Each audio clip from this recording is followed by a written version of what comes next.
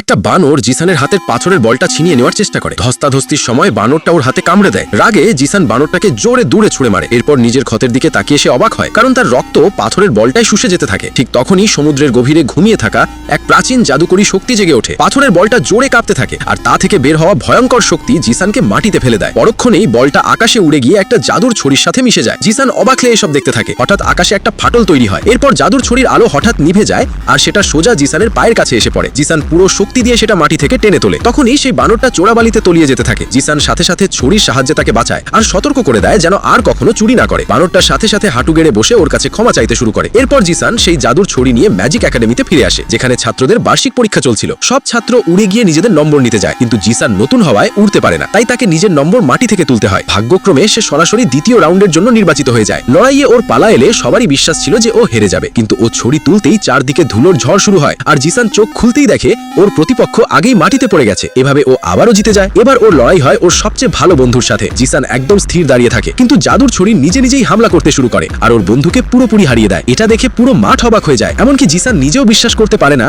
যে ও ওর বন্ধুকে এত সহজে হারিয়ে দিয়েছে। ওর মনে হয় যেন ও ওর বন্ধুর সাথে প্রতারণা করেছে। তখনই লোকজন ওর উপর কালো জাদু ব্যবহারের অভিযোগ তুলতে শুরু করে। পরের লড়াইয়ে জিসান সিদ্ধান্ত নেয় যে ও ছড়ি ছাড়াই লড়বে, কিন্তু শীঘ্রই ওর শরীর ক্ষতে ভরে যায়। ঠিক তখনই প্রতিপক্ষ যখন শেষ আঘাত করতে যায়, জাদুর ছড়ি নিজে এগিয়ে এসে সেই প্রাণঘাতী হামলা আটকে দেয়। জিসানের রক্ত আবারও ছড়ির শক্তিকে জাগিয়ে তোলে। ওর সব আঘাত নিমিশেই সেরে যায়। ছড়ি ওর শক্তি বহুগুণ বাড়িয়ে দেয়, আর জিসান একটা মারাত্মক হামলা করতে যায়, কিন্তু ও ওর প্রতিপক্ষকে আঘাত করতে চায় না। শেষ মুহূর্তে ও নিজের হামলা থামিয়ে নেয়।